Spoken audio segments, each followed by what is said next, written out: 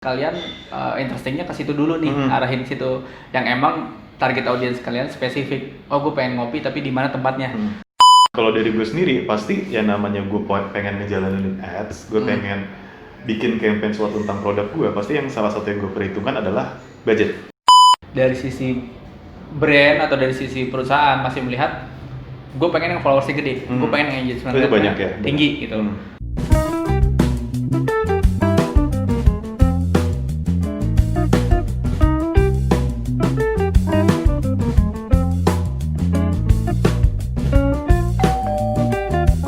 Assalamualaikum warahmatullahi wabarakatuh. Waalaikumsalam warahmatullahi wabarakatuh. Aduh, santai man. Santai. Kita baru mulai nih. Kita sebenarnya di sini ini episode 2 ya. Episode 2. Di episode sebelumnya ini kita ngebahas tentang perkenalan. Nah, tapi mungkin kalian bisa melihat muka kita di sini udah capek duluan. Jadi sebelumnya kita udah take video nih. Iya. Cuma audionya suara gue nggak masuk. Iya. Karena gue lupa record suara gue. Lagi. Tapi nggak apa-apa. Nggak apa-apa. Kita bisa mungkin kita bisa lebih simplify lagi dari yang tadi. Bener. Gitu. Nah, jadi di edisi kedua kali ini kita mau bahas tentang apa? Digital ads dan influencer marketing. Oke. Jadi banyak yang nanya juga efisiensi mana sih digital ads atau influencer marketing? Oke. Gitu. Nah, kalau dari gue pribadi, sebenarnya keduanya itu bisa jadi efisien kalau kalian benar-benar tahu target kalian siapa, objektifnya apa, dan budgetnya sih. Iya benar. Jadi strateginya satu lagi. Jadi mungkin kalian pasti tahu juga kan yang namanya digital ads itu tuh macam-macam dan platform macam-macam. Ada Facebook, ada Google, ada terus LinkedIn, Twitter pun ada. Iya. Sampai Pinterest juga pun ada. Iya. TikTok. Nah, ini mereka ini kebanyakan formatnya kalau di platform itu adalah pasti konten, image atau video. Kalau di Google mungkin bisa artikel atau ada Google AdWords, search engine marketing. Itu adalah salah satu bentuk advertisement dari lu maksimalin SEO gitu. Nah, kalau influencer gimana nih? Kalau influencer marketing sendiri, itu sebenarnya juga punya segmen ya, gitu. Jadi yang jarang banget dipahamin adalah yang penting influencernya gede, terus engagement rate-nya tinggi, yang komen banyak, yang likes banyak, itu efektif. Oh, gue pernah punya klien kayak gitu. Oh iya? Iya, gue pernah punya klien. Kayaknya mungkin kita waktu itu kita masih di Evitomi, cuma beda project. Oh mungkin. Jadi udah beda project. Jadi gimana teman? Jadi mereka ini minta kalau kita influencernya mau si ini yang emang benar-benar followersnya gede. Iya. Gede. Tapi sebenarnya bisa efektif, bisa enggak. Gitu. Kenapa bisa efektif, bisa enggak? Gini, kalau si influencer apa orang ini emang benar-benar dia menginfluence audiensnya selama ini di bidang itu bisa efektif. Jadi jatuhnya influencer ini yang benar-benar emang expert ya, atau minimal tuh dia memahami produk industri itu gitu loh. Atau mungkin bisa dibilang KOL lah ya. Key opinion leader gitu. Jadi sama aja ketika kalian nge-ads, tapi kalian nggak tahu nih arahnya kemana, objektifnya kemana, target audiensnya siapa, sama aja kayak kalian pakai influencer tapi yang ya udah yang penting followersnya gede, ya nggak sih? Benar. Kerannya sama-sama kebuka gede, benar. Gitu. Tapi efektifnya ya belum tentu. Yang ngejaring banyak apa enggak? Nah itu dia. Iya. Karena kan balik lagi yang namanya kita marketing, gitu, yang namanya digital itu kan sebenarnya adalah platform untuk mengefisiensikan kita punya budget, gitu kan? Campaign-nya juga ya. Terus kemudian gimana caranya digital ini kan digital advertising atau digital marketing ini, gimana caranya kita beriklan tapi lebih murah, lebih cepat, dan lebih targetnya tuh lebih tepat sasaran, gitu. Nah kalau misalkan kayak kalian mau nge-ads maksudnya di Facebook atau di Google gitu, tapi kalian nggak tahu nih targetnya apa, jadi sama aja. Iya sih benar. Gitu, jadi sama aja. Kalian cuma dapat impression atau reach yang gede gitu kan, wah gue dapat reach 3 juta, 4 juta. Tapi nggak ada impact ke penjualan kalian juga buat apa? Sama kayak misalkan kalian milih influencer yang udah gede banget, gitu kan, tapi nggak spesifik. Benar. Nggak spesifik, maksudnya arahnya kemana? Ya untuk awareness mungkin bisa man. Tapi kalau misalkan untuk yang tahap berikut ya, misalkan kita bahas 3 step ya. Attract, Itu ada awareness di dalamnya, terus juga considerations.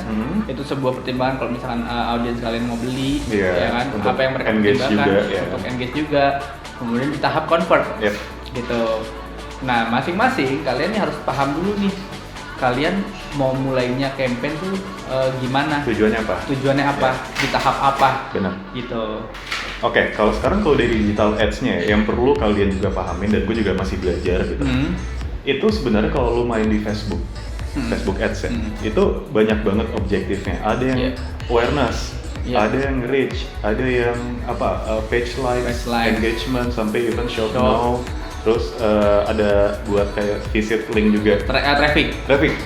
Nah itu buat kalian juga harus paham dulu. Ketika kalian pengen jalani misal objektifnya apa, entah itu awareness kah, atau gue pengen orang langsung engage dengan konten gue, atau gue langsung pengen jual barang, itu kalian bisa maksudnya kalian bisa pahamin dulu tuh kayak, oh kalau gue awareness berarti gue nyari reach dulu. Nyari reach dulu. Ketika gue pengen orang engage, ya lu pengen milihnya mungkin yang post engagement atau apa gitu, atau traffic mungkin buat jadi consideration mereka gitu. Nah, kalau untuk langsung buat ke sales itu bisa either traffic, atau kalau kalian langsung punya katalog itu bisa langsung ke shop now. Ya. Dan tiga ini nih dari 3 track yang tadi kita omongin, dari si attract, consideration, and convert itu semuanya sebenarnya harus jalan paralel. Betul. Jadi mungkin di bulan pertama lo maksimalin budget lo itu 100% buat awareness. Di bulan kedua lo mau ke tahap consideration, itu jangan lo 100% consideration. Dibagi 2, 50 awareness, 50 consideration. Karena di bulan pertama itu belum tentu semua target audiens itu terjangkau. Betul. Jadi di 50 ini either lo dapat awareness baru berbarengan juga dengan orang yang tadinya udah tahu, udah aware, dia jadi consider. Dia udah mikir kayak, wah beli nggak ya? Maju mundur gitu. Next month-nya kalau emang kalian jalanin per bulan, nah ketiganya ini lu jalanin bareng lagi, mungkin si awareness-nya 25, consideration 50, atau convert-nya 25. Itu. Jadi emang benar-benar ketika lu ngejalanin ads, lu harus tahu juga strateginya gimana. Gitu. Dan terkait ads juga banyak study selain gua ngomongin objektif ya. Kalian juga harus tahu, misal kalian jualan kopi.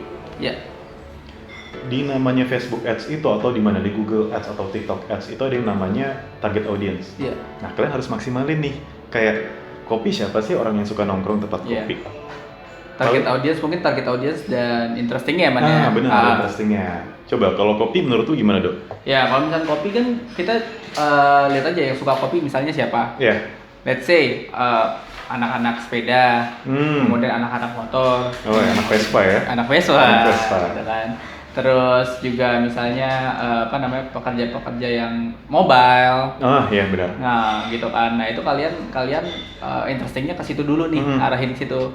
Yang emang target audience kalian spesifik. Oh, gue pengen ngopi tapi di mana tempatnya? Pertanyaan itu kalian jawab dengan ads kalian. Benar. Nah, terus juga dengan target audience yang jangan asal-asalan. Jangan terlalu luas. Kayak misalnya gini, kalian nge-ads, terus kalian nge-set 18 sampai 35 misalnya. Ya kan? Ya usia 18 tahun mungkin usia kuliah. Ya mungkin masih kejaring gitu. Tapi kalau misalkan kayak under itu, anak-anak sekolah nggak ada yang, maksudnya mungkin ada tapi jarang gitu. Maksudnya nggak banyak. Kemudian kayak misalkan kalian buka kerannya gede 1855. Ya oke. Impression kalian gede. Tapi ada nggak di atas itu yang ngopi di sini? Mungkin ada tapi sebagian gitu kan. Nah, ngejaringnya gimana? Fokusin dulu yang emang jadi target audiens kalian. Benar. Gitu. Misalnya kayaknya dari paling dari 18 ke 35 deh. Gitu. Atau kalian bisa lakukan A/B test. A/B test tuh kalian buka kerannya dulu gede dan kalian lihat, oh kayaknya banyakan yang di usia segini sampai segini. Bulan berikutnya atau campaign berikutnya kalian perkecil. Gitu. Jadi A/B test itu tempat kalian buat testing ads kalian nih. Jadi mungkin ada 2. Kalian bikin yang satu mungkin bisa beda di kontennya, bisa beda di target audiensnya. Nah, jadi dengan dari 2 tes yang udah jalanin itu, lu split budget, itu kelihatan yang lebih efektif yang mana. Itu yang bisa jadi acuan kalian. Gitu. Lanjut ke influencer marketing kali ya. Influencer marketing ya. Nah, sebenarnya hampir sama kayak digital ads. Misalkan kalian mau menentukan produk kalian apa, tapi di sini harus lebih spesifik lagi. Produk kalian apa, terus target audiens kalian siapa, kira-kira yang cocok itu ngomong itu siapa gitu. Karena kalau influencer kan kita pakai kerjasama dengan influencer atau KOL itu dengan pihak-pihak yang memang ada yang bisa dibilang expertnya lah gitu, ada yang dibilang expertnya. Nah kalau misalnya kalian di digital ads itu kalian pasang ngebidding budget berapa itu langsung bisa jalan. Kalau influencer marketing ini kalian harus bisa menganalisa dulu. Analisanya dari mana? Jadi dari yang namanya mungkin ya followers masih oke lah. Terus engagement rate. Tapi gini, balik lagi followers dan engagement rate itu mungkin sekarang nggak begitu nggak begitu efektif lah, itu hanya sebuah angka, sebatas angka aja rasio gitu kan. Terus dari mana kita taunya? Kalau misalnya mungkin dari sisi brand atau dari sisi perusahaan masih melihat gue pengen yang followersnya gede, gue pengen yang engagement banyak tinggi gitu. Nah ini sebenarnya nggak melulu itu, tapi lebih kepada kita lihat dulu kontennya dia seperti apa, audiensnya dia seperti apa. Karena kita tidak bisa melihat back end-nya atau analitiknya mereka gitu, kayak misalnya di Instagram mungkin kelihatan insights-nya mereka mungkin kita masih bisa cek kalau di Instagram. Tapi kalau misalnya kayak di YouTube kita kan nggak bisa ngeliat belakangnya nih analitiknya gitu. Nah gimana? Kalau gue biasanya adalah menganalisa dari komennya man. Pasti ya. Jadi misalnya dari sama rasio viewers. Rasio viewers tuh kira-kira rata-rata kontennya tuh di angka berapa dalam dalam jangka waktu 1 hari, 7 hari sampai 1 bulan. Kemudian rasionya itu ngukur, oke, viewersnya sekian, subscribernya sekian. Itu efektif atau enggak gitu kan. Nah sama ngelihat komen-komennya, analisa komen-komennya. Apakah komen-komennya itu relate dengan produk yang dia review, atau hanya sebatas bang review ini dong, bang kalau produk ini gimana? Tapi itu yang berseberangan atau yang itu adalah produk kompetitor kalian. Atau bahkan ada yang nggak fokus, misalnya kita lagi ngobrol misalkan dia lagi menjelaskan ada properti misalnya kayak kopi nih. Bang itu kopinya enak apa enggak gitu. Itu kalau menurut gua meskipun dia subscribernya gede itu bisa tetap digunakan tapi untuk awareness. Tapi kalau untuk merepresent brand kita ya bisa, tapi audiensnya ini kurang masuk gitu. Jadi di tahap awareness mungkin atau di tahap attract mungkin itu efisien, itu bisa boom gitu kan. Tapi kalian harus siapkan di belakang-belakangnya lagi. Siapa lagi? Karena misalnya gini, kalau gua ngelihat itu misalnya si ini udah ngeluarin video nih gitu. Gua tonton dulu. Oke, menurut dia gini. Tapi gue butuh yang namanya second opinion, gitu. Second opinion gue dari mana? Dari reviewer yang lain, gitu. Pasti. Second opinion gue dari reviewer yang lain yang lebih spesifik lagi membicarakan produk itu. Either itu plus minusnya itu dibicarakan sama mereka. Jadi gue bener-bener tahu nih, kayaknya produk yang ini bagusnya ini deh. Terus kayaknya karena dia bagusnya di sini ya meskipun ada minus kayak gini, ya udah deh nggak apa-apa deh, kayaknya oke juga buat gue beli. Atau gue butuh opini-opini yang lainnya, gitu. Nah itu even mereka tidak punya subscriber yang sebesar yang di awal, gitu. Tapi mereka lebih spesifik bicara dengan produknya, dan komen-komennya itu lebih berdiskusi tentang si produk itu, dan si reviewer ini juga menjawab produk itu, gitu. Jadi kayak ini targetnya pas nih ke audiensnya karena emang bener-bener membutuhkan informasi itu, gitu sih. Karena banyak banget mungkin di samping kebanyakan brand orang atau ngeliat gue kalau masarin produk ini harus sama yang followersnya gede, gitu. Itu bisa dibilang bisa jadi acuan, bisa dibilang enggak. Karena kalian juga harus ngelihat. Mungkin kalau gue tuh cara ngeliatnya gini, followersnya gede, target marketnya apa, audiens dia, maksudnya dia selalu ngebahas tentang makanan misalnya. Gue juga tetap ngelihat nih dari segi engagementnya dia, dari komentarnya, itu ngebahasnya apa kayak yang dulu bilang. Kalau mereka ngebahasnya kayak bukan mengenai produk, karena kebanyakan orang tuh nge-follow satu orang ini, itu pasti kayak mungkin suka sama personalnya aja, nggak suka sama apa yang di-share mengenai produk gitu. Karena gue pun kalau ngelihat ada iklan, misal orang terkenal nih, siapa? Misal let's say lu gue tahu lu adalah orang yang emang into fotografi banget atau Vespa motor gitu. Ketika lu kayak ngebahas wih makanan ini enak guys, bla bla bla bla, dibeli langsung ya ngiklan lu. Iya. Ngiklan lu. Jadi kayak dengan jumlah followers gue yang gede atau subscriber gue yang gede, gue ngomong nih, ini kopi Manakala enak banget nih. Lu mesti beli deh. Yeah. Itu apa ya? Kita tahu itu iklan banget. Yeah. Beda misalnya kayak ini gue lagi naik Vespa, terus gue mampir Manakala nih, gitu kan, gue mau nyobain kopinya gitu. Beda. Jadi lebih kepada experience sebenarnya yang diinfokan. Benar. Gitu. Jadi kayak misalnya tiba-tiba dari konten gue Vespa terus yang berubah jadi makanan yang nggak ada bridgingan ya, orang tuh kayak anjir ngiklan gitu kan. Jadi kayak udahlah malas gue gitu. Ngiklan. Kecuali kalau lu cara menyampaikan adalah lu bukan cuma ngebahas tentang kopinya aja, tapi tempatnya gini gitu. Di sini kayak gini, apa kelebihannya juga, nggak cuma tentang produknya aja gitu. Jadi mungkin bisa dibilang lebih ke organik dan soft selling sih ya. Buat kalian yang punya brand, kalau misalkan di review sama influencer atau yang pakarnya ada plus minusnya, itu ya nggak masalah kalau menurut gue. Selama di tahap pertimbangan itu tuh ya orang tahu nih, plusnya di sini, minusnya di sini. Jadi audiens juga bisa ngerasain sebuah experience. Kalau dari gue simpulannya gini, kalau dari gue pasti kalian juga ada yang nanya kayak, oke, gue udah tahu digital ads itu apa, influencer marketing apa. Pasti kalian juga ada yang nanya kayak, berarti yang mana nih yang harus gue jalanin duluan? Gitu. Nah kalau dari gue sendiri, pasti yang namanya gue pengen ngejalanin ads, gue pengen bikin campaign suatu tentang produk gue, pasti yang salah satu yang gue perhitungkan adalah budget. Yes, betul. Pasti. Nah, iya dong. Iya dong, pasti dong, pasti gitu. Nah ini balik lagi ke kalian. Mungkin kalau gue, budget gue nggak seberapa. Jadi gue lebih mikirin, pasti gue lebih maksimalin ke digital ads, karena di situ kita bisa ngeset sendiri tuh, even ada minimum budgetnya, kita pasti bisa ngeset, budget gue segini, coba dijalanin lifetime misal seminggu gitu, dan budget segini bisa apa enggak. Soalnya kalau influencer ya kita tahu sendiri kayak per influencer aja tuh satu postingan bisa berapa habisnya gitu kan, dan kebanyakan dari mereka pasti ada perjanjian kayak ini nggak bisa selamanya ada di feeds kita. Ya, ada term sendiri gitu. Nah, jadi balik lagi, kalau emang kalian budgetnya memungkinkan untuk menjalankan dua-duanya, monggo. Terus kalau emang bisa jalaninnya jalanin dulu satu gitu. Jangan langsung kalian ngoyo kayak, gue harus jalanin ads juga, harus jalanin influencer juga. Itu jangan. Kalian juga harus tahu strateginya juga. Ibaratnya bahasanya jangan sampai kalian boncos duitnya udah kebakar gitu aja gitu. Jadi dari gue sih gitu sih. Ya, kalau mungkin gue nambahin dikit.